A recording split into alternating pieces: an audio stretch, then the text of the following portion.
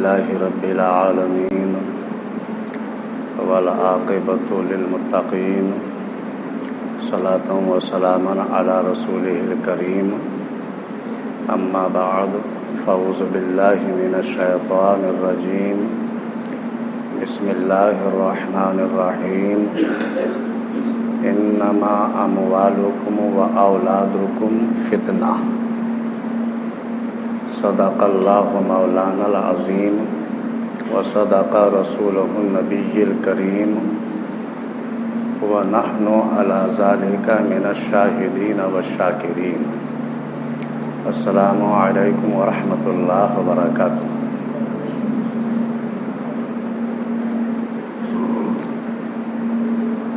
تمام تعریف اللہ کے لیے جو رب ہے عالمین کا، خالق و مالک ہے کائنات سارے جہان کا۔ اللہ کی تعریف کے بعد درود ہو جناب حضرت محمد مصطفیٰ صلی اللہ تعالی علیہ وسلم اور آپ کی آل پر۔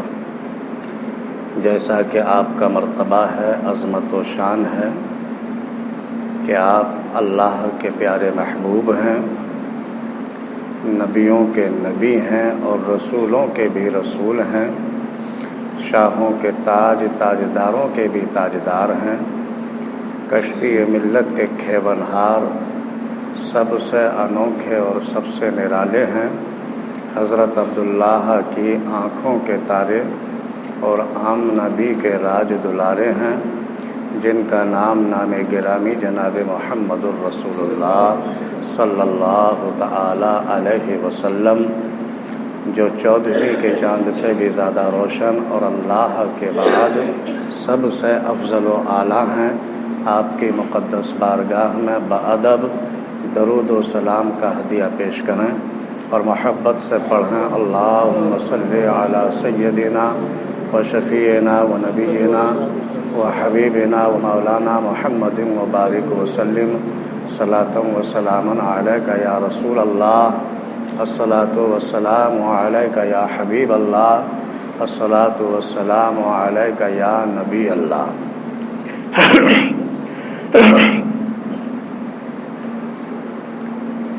محترم بزرگوں اور دوستوں، پیارے اسلامی بھائیوں، آج 28 ذی الحج ہے، قریب ہے کہ محرم کا چاند نظر آئے اور ماہ محرم شروع ہو۔ اسلامی سال کا پہلا مہینہ ہے ماہ محرم اور آخری مہینہ ہے ماہ ذی الحج۔ آپ دیکھیں دونوں مہینے، جب یہ اسلامی سال شروع ہو رہا ہے تب بھی قربانی ہے، اور جب یہ سال کا آخر ہو رہا ہے تو اس مہینے میں بھی قربانی ہے۔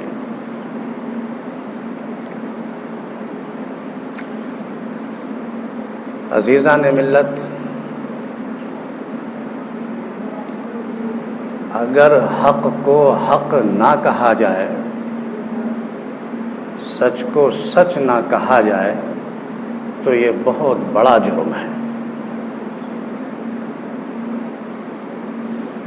اور اگر جھوٹ کو سچ اور باطل کو حق کہا جائے تو یہ اس سے بھی بڑا جرم اور کفر ہے۔ نبی کو نبی نہ کہا جائے، نہ مانا جائے، بہت بڑا جرم و کفر ہے، لیکن کسی غیر نبی کو نبی مان لیا جائے تو یہ اس سے بھی بڑا جرم اور کفر ہے۔ اسی طرح سے کسی شہید کو شہید نہ کہا جائے، شہید نہ مانا جائے تو یہ بڑی ناانصافی اور جرم ہے، اور کسی پلید کو شہید مان لیا جائے تو یہ اس سے بھی بڑا جرم اور کفر ہے۔ بہرحال حق کو حق سمجھا جائے اور حق کو حق کہا جائے۔ باطل کو باطل مانا جائے اور باطل کو باطل ہی سمجھا جائے، یہ ایک انصاف ہے۔ اکثر کہا کرتا ہوں کہ اس دین کو سمجھنے کے لیے جس کی محبت ہمارے ایمان کے لیے لازمی ہے، بغیر آپ کی محبت کے ہمارا ایمان مکمل نہیں ہو سکتا، تو اس ہستی کے دشمنوں کو اور دوستوں کو پہچانا جائے۔ جب تک نبی کے دوست اور دشمن سمجھ نہ آئیں گے، اس وقت تک صحیح معنی میں یہ دین ہماری سمجھ میں نہیں آ سکتا۔ ٹھیک ہے، ہماری شکل و صورت اسلامی ہے، مسلمانوں جیسی ہے، سب کچھ کر رہے ہیں، وہ اپنی جگہ ہے، لیکن حقیقت یہی ہے کہ جب تک نبی کے دشمنوں کو اور دوستوں کو صحیح سے نہ سمجھیں گے اور نبی کے دوستوں کو ہم دوست نہ مانیں اور نبی کے دشمنوں کو دشمن نہ سمجھیں اور نہ مانیں، تو یہ کوئی انصاف نہ ہوگا اور یہ نبی سے کوئی محبت نہ کہلائے گی۔ نبی سے محبت جبھی مانی جائے گی جب نبی جس بات پر خوش ہوئے ہوں ہم بھی خوش ہو جائیں، جس بات سے نبی راضی ہوئے ہوں ہم بھی راضی ہو جائیں، اور جس چیز سے نبی کو دکھ پہنچا ہو، نبی کو تکلیفیں پہنچی ہوں، تو ہم بھی ان چیزوں سے خود کے لیے دکھ اور تکلیف محسوس کریں اور برا جانیں۔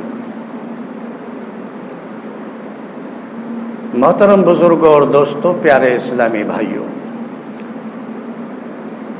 یوں تو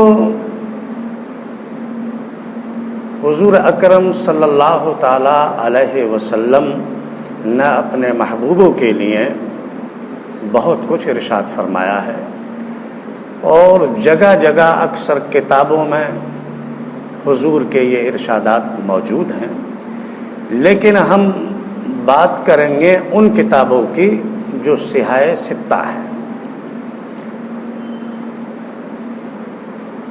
قرآن کے بعد میں پہلی کتاب بخاری شریف، بخاری شریف کی جلد نمبر 2 صفحہ نمبر 414 اور حدیث نمبر 934۔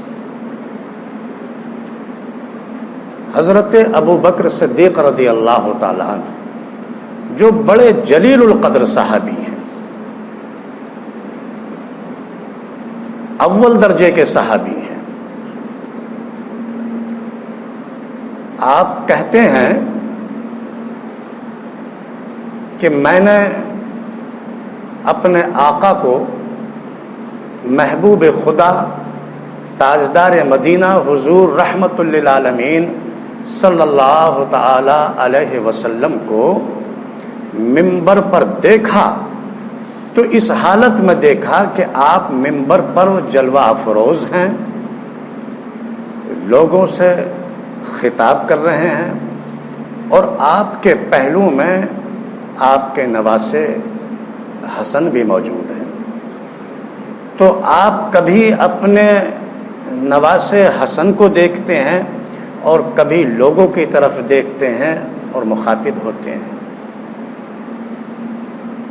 اکثر یہی حالت رہی حضور کی کہ کبھی آپ اپنے پیارے نواسے حسن کی طرف دیکھ رہے ہیں، کبھی لوگوں کی طرف دیکھتے ہیں، حتیٰ کہ حضور نے فرمایا کہ لوگوں دیکھ رہے ہو اس میرے لخت جگر کو، یہ حسن یہ سردار ہے، اور اس کی وجہ سے پروردگار عالم 2 جماعتوں میں صلح کرائے گا۔ پھر ایک دوسری جگہ حضرت برید رضی اللہ تعالی عنہ سے روایت ہے، وہ کہتے ہیں کہ میں نے آپ کو ایک دفعہ حضور اکرم صلی اللہ تعالی علیہ وسلم کو اس حالت میں دیکھا کہ آپ لوگوں سے خطاب فرما رہے ہیں. اسی وقت میں حضرت حسن اور حضرت حسین جو ابھی ننھے منھے بچے ہی ہیں، سرخ رنگ کے کپڑے پہنے ہوئے ہیں اور وہ گرتے پڑتے حضور کی طرف آ رہے ہیں. حضور نے ان بچوں کا گرتے پڑتے آتے دیکھا، آپ تڑپ گئے اور اس ذکر کو روک کر کے ان بچوں کو اپنی گود میں اٹھا لیا اور فرمایا کہ لوگو، اللہ نے سچ فرمایا ہے کہ انما اموالکم و اولادکم فتنہ، یہ تمہارا مال اور تمہاری اولاد ایک آزمائش ہے. یہاں تک کہ میں صبر نہ کر سکا. اے لوگو، یہ مجھے سب سے زیادہ پیارے ہیں، یہ میری بیٹی کے بیٹے ہیں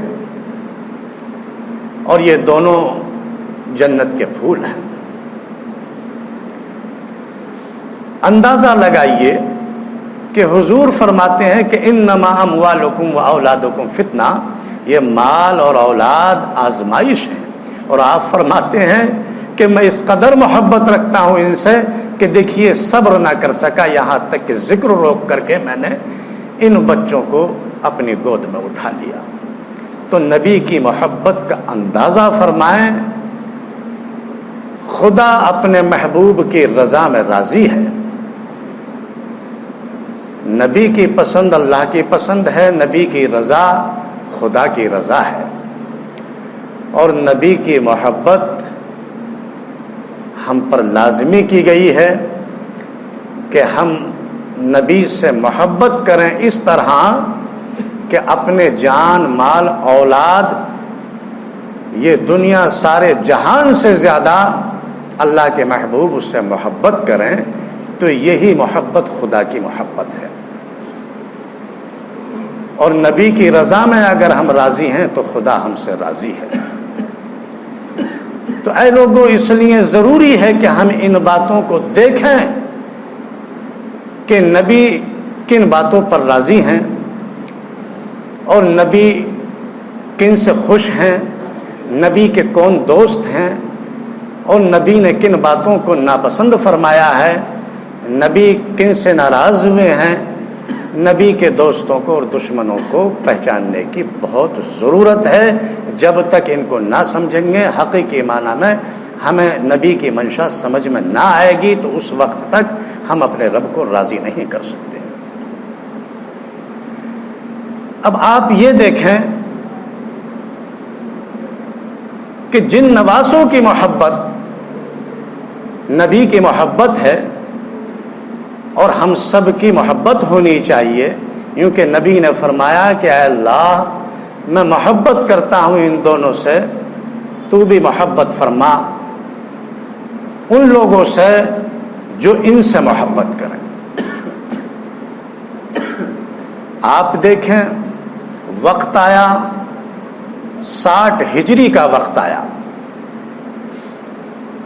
امیر شام نے انتقال کیا، اور ان کے بعد میں آپ کا بیٹا ناخلف یزید پلید حاکم بنا. اس نے اپنے دور حکومت میں 3 سیاہ کارنامے کیے. اگر ہم ان تینوں کارناموں کو صحیح سے سمجھ لیں تو میں سمجھتا ہوں کہ آپ کے دل کو جھنجھوڑنے کے لیے یہ واقعات بہت ہوں گے، اگر واقعی آپ نبی سے محبت کرنے والے ہیں. یزید پلید نے پہلا کام یہ کیا کہ سن 61 ہجری میں محرم میں یہ واقعہ کربلا ہوا، اور اہل بیت نبوت، جگر گوشہ رسول، فرزند بطول، خاتون جنت، راحت جاں، شہنشاہ ولایت، حضرت امام حسین علیہ السلام اور ان کے کنبے کو